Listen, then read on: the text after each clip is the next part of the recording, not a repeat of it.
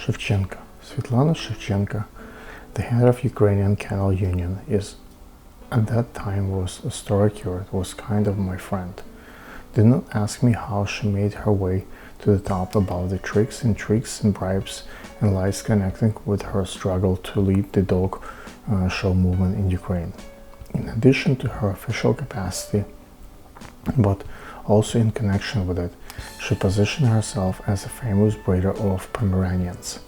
She could not only allow herself to lose to other dogs in show. Being a rather questionable expert in dog selection, she compensated by bringing home very good representatives of foreign breeds, and she was ready to pay top dollars whenever she could get her hands on good quality dog. I was her only personal contact in New York. A couple of years after my arrival here, once we had adapted to our new lives, she called me and asked for a favor. She wanted to visit USA, and she asked me to organize her accommodations. I agreed. That was my main mistake. After a series of back and forth communications, she decided to stay with my family. Of course she did. It was free, even though back then the four of us lived in a small 2-bedroom apartment. There were three, better say 4 goals of her visit: to make organizational contacts with American Kennel Club, AKC, to attend the Westminster Dog Show. It was respected in the world, so famous that dog person of her rank should be there at least once, to have a nice trip at the expense of her organization, and to buy a puppy. I organized all the preparations and asked her to do a favor for me too, to bring a black Russian Terrier puppy from my friend, an AKC judge at that time, and AKC was considering the acceptance of the breed, and she was planning to establish the kennel for it in the US. We agreed on the logistics, and one day in February they arrived. Because she came with her daughter Marina. I had to meet them at the JFK, but due to certain bureaucratic formalities at the airport, it was difficult to predict exact what time they should step into American soil. Some traffic, and I arrived 5 to 10 minutes after the agreed upon time. They complained a bit, but it's okay. Anybody can get irritated about after a 10-hour flight and going through border control. The good thing was a wheeled cage contained a black furry puppy dressed in pampers. We came home and I introduced Miss Shevchenko and her daughter to my family. Probably these were the first guests from there to visit my new home, and we are glad to greet them with some dinner. The puppy was also brought home, not to my clinic. She was too young and tired after the flight, and I was afraid to put her in contact with other animals. The next morning we visit AKC headquarters and everything went well. We walked a little bit around Manhattan. I wished to impress them with the great city. But at this point Svetlana was irritable again. She wanted to start the search for Pomeranian puppy for her as soon as possible. My assurances that we would meet nice people at the big dog show made no difference. Shevchenko came prepared with her own list of renowned Pomeranian kennels where she wanted to find the puppy. The rush began. We called and emailed for hours and hours. I translate into English Svetlana's request for the breeds, into Russian the breeders' offers and the conditions of the deals they proposed. In 2 or 3 days' time we determined our range of possibilities, and the flood of pictures and terms was sent in both directions. During those days we also visited the Westminster show. This brought it our own problems. Most of the people at the show are activists of green policy and animal cruelty prevention, so the milk fur coats of both madam would not be well received. But this Ukrainian woman in America for the first time wanted to show themselves in the best light. I couldn't convince them to leave so nice shubas at home. Finally, the top choice puppy was found somewhere in California. The money were transferred and the puppy arrived was scheduled. It was to arrive to LaGuardia Airport which is much further away from my home than JFK. I traveled there to pick up the pup alone. The flight was on schedule, but when I got there and asked about Puppy, they told me that he was not there. I called home, but once asked to speak only with my wife and her friend, and also active dog lover, who assured us in dealing with Shevchenkos after we began to tire of their presence on conversation. I explained to them that them paid Puppy for Puppy has not arrived and that I could not come home without it. My woman started calling the seller, and within half an hour they figured out that mistake. I had been given the wrong flight number and I needed to go to a different terminal. It was the worst half an hour in my life. After all these troubles, we went to bed late.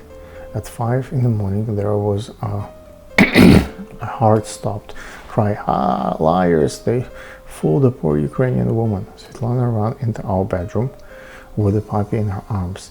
Let me just say, we did not recognize her. Standing there in her white sleeping gown, without her hair, without eyebrows, without makeup, she was a totally unfamiliar person. When I confirmed with my wife that this is the person who was indeed Svetlana, I tried to understand that what's going on. After weeding through the onslaught of bad words and hysterical claims, I pieced together that Sveta has woke up early, a significant time difference there is in the fact, and began to detail investigation of her new puppy. She went in the puppy mouth and counted its teeth. My God, one tooth was missing. You know that the right dental configuration, mean a show dog in European, is damned breed has killed me. My reputation will be ruined. I tried to calm her down as much as I could. My wife gave her sleeping pills, and in a while it became possible to talk to her. Thief! This breeder charged me for the show dog and sent me a pet. Let me check, I said. The puppy is so small, it is easy to make a mistake. We still don't know whose mistake it was. After a careful cough inside of dog mouth, I counted the correct number of teeth. Let me check, she said. Yes, now there are all of them teeth necessary. Oh no, oh yes. The matter was not put to rest until we went to the clinic, performed an x-ray and counted the teeth that way. The bite and number of teeth was correct. I was so happy when Madame flew back. Later, this Pomeranian won countless dog shows for Svetlana. By the way, I almost forgot to finish one important thread of the story.